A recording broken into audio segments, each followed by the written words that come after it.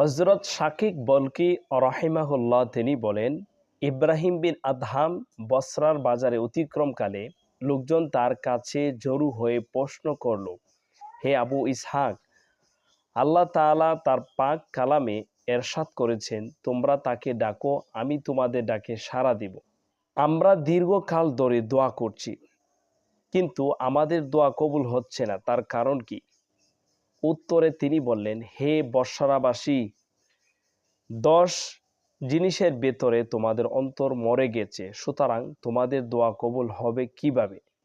যেমন, তোমরা সত্যকে চেনার পরও তার হক আদায় করো না।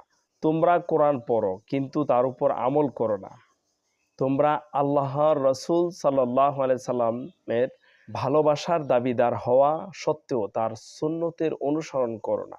তোমরা শয়তানের শত্রুতার কথা বলো, কিন্তু তারই অনুসরণ করো। তোমরা জান্নাতে যেতে চাও, অথচ তার জন্যে আমল করো না। তোমরা জাহান্নাম থেকে মুক্তি কামনা করো, কিন্তু নিজেদেরকে তার মাঝেই নিক্ষেপ করো। তোমরা বলো মৃত্যু সত্য, অথচ তার জন্য তোমরা প্রস্তুতি গ্রহণ করো না। তোমরা অপরের দোষ তালাশে মত্ত, অথচ নিজেদের দোষগুলি দেখো না। তোমরা আল্লাহর নেয়ামত ভোগ করো, কিন্তু তার শুকর আদায় করো না। তোমরা মৃতদের দাফন করো, কিন্তু তা থেকে উপদেশ গ্রহণ করো না।